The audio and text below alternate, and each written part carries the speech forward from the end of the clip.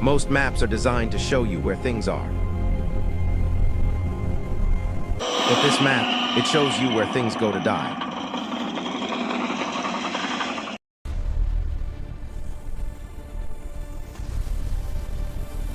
Since 1970, over 20,000 people have vanished inside the Alaska Triangle, a massive wedge of land stretching between Anchorage, Juneau, and the northern city of Utqiagvik.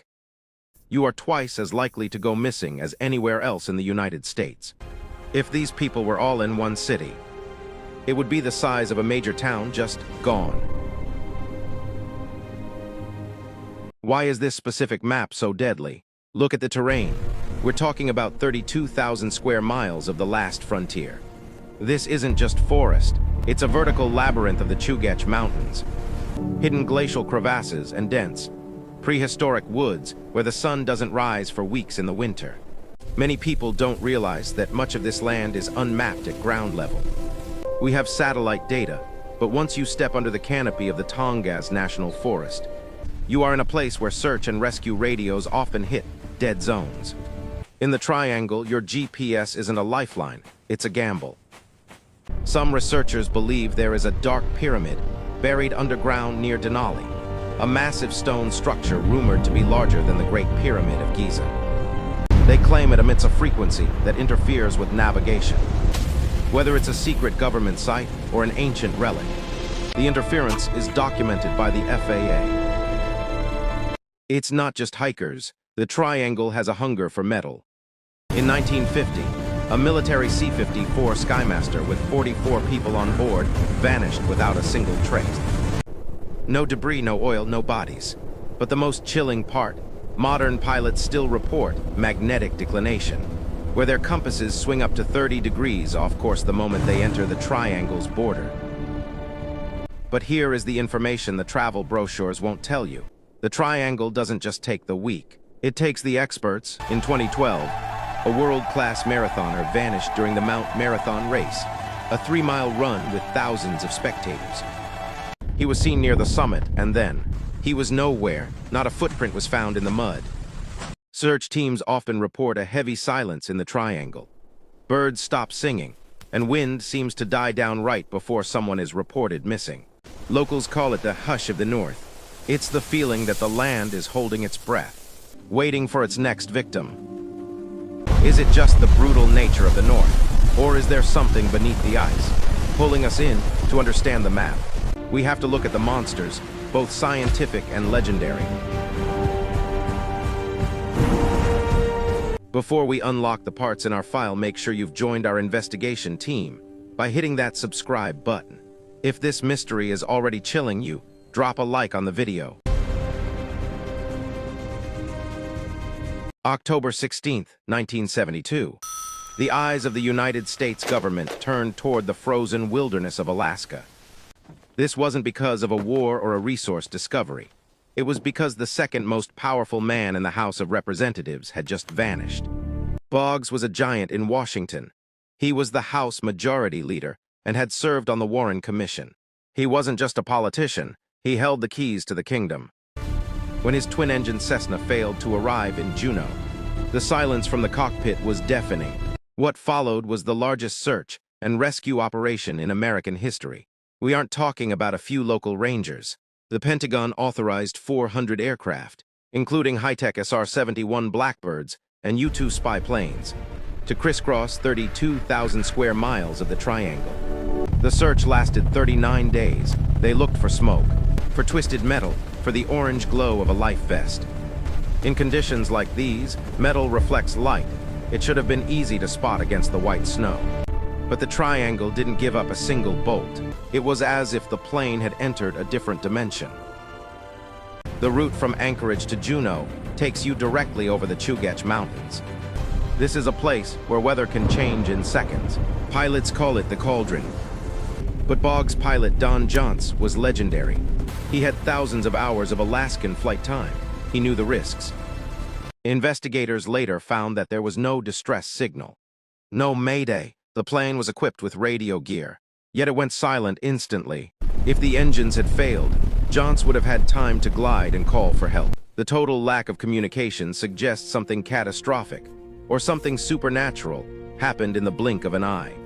Because no bodies were ever found, the conspiracy theories began to boil. Remember, Hale Boggs was on the Warren Commission, the group that investigated the JFK assassination. Some say he disagreed with the official lone gunman theory and was heading to Alaska to get away from the heat. Did the plane crash or was it taken down? The disappearance of Boggs and Boggs changed aviation forever. It forced Congress to pass laws making emergency locator transmitters, ELTs, mandatory for all U.S. aircraft. We have the technology now to find almost anyone. And yet, the triangle continues to swallow planes, just as easily as it did in 1972. To understand why the Alaska Triangle behaves like a rip in the fabric of reality, we have to look at the work of Ivan T. Sanderson. In the 1970s, this biologist and researcher identified 12 Vile Vortices around the globe. These aren't just random spots, they are mathematically distributed areas where the Earth's electromagnetic fields are so intense, they supposedly warp space-time itself. Sanderson argued that these vortices are caused by hot and cold literal currents of electromagnetic energy. In the Alaska Triangle, this creates a magnetic hill effect.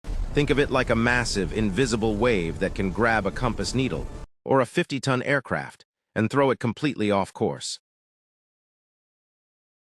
Pilots who have survived the triangle describe something far more terrifying than a simple storm. They call it electronic fog. It's a thick, shimmering mist that seems to stick to the wings of the plane. Inside this fog, instruments don't just fail, they lie. Altimeters show you're climbing while you're actually diving. Radios pick up voices from decades ago or go terrifyingly silent. In some reports, search and rescue teams have entered these fog banks only to emerge hours later, discovering that days have passed in the outside world. This has led some physicists to theorize that the triangle isn't just a place, it's a time-slip zone. Perhaps the most chilling evidence of these vortices isn't found in the air, but on the ground. There are dozens of documented cases of the vanishing step. Search parties have followed the fresh tracks of a missing hiker through deep snow, only to find the footprints stop dead in the middle of a wide-open clearing. No signs of a struggle, no animal tracks, and no place to hide. Proponents of the Vile Vortex theory believe these people didn't walk away. They were phased out. If the electromagnetic field hits a certain frequency, it may create a temporary portal. One step you're in Alaska, then you're somewhere else entirely. Mainstream scientists attribute this to magnetic declination, the difference between true north and magnetic north, which is extreme in the Arctic. But magnetic declination doesn't explain why a person's physical body disappears from a field of snow. It doesn't explain the silence. As we look deeper, the science starts to look more like a ghost story.